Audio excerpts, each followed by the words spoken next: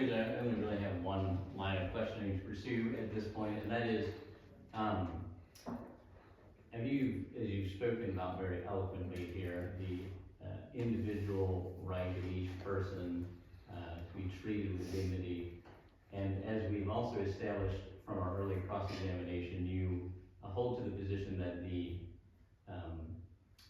human fetus is a person from the moment of conception. How do you know what makes someone a person?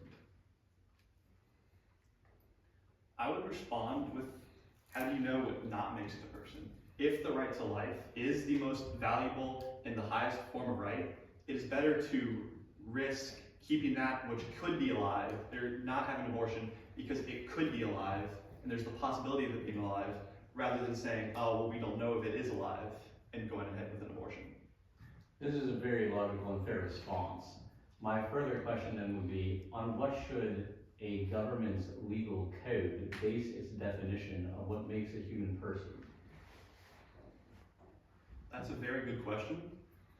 I would say that a human person is just a human being created in the image and likeness of God. But I would also argue that a human being in development is still a human being, if that makes sense. I understand what you're saying. I don't think you really need a description of what a human being is. I mean, just the fact that if you think to yourself right now and try to define what a human being is, it's very difficult.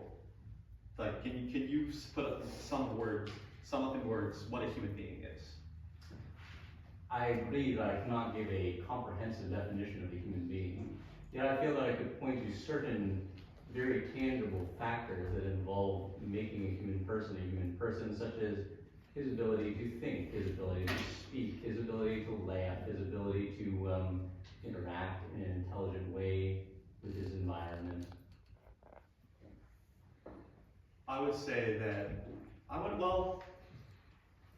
could you say those criteria again real quick? Those Thinking, manipulating his environment in an intelligent way, human speech, laughter. Would you not agree that an infant cannot do most of those things? An infant? Like a newborn. Say a child that was born not 3 days ago. I would agree that an infant cannot speak, of course. I'm not sure about the rest. Okay. Would you not also agree that science studies have shown that, I suppose you're supposed to be cross-examining me. I'm right here for it. Would you not agree that scientific studies have shown that fetuses have thought patterns to, I think, as early as 8 weeks? Yeah. So would that not qualify as thinking?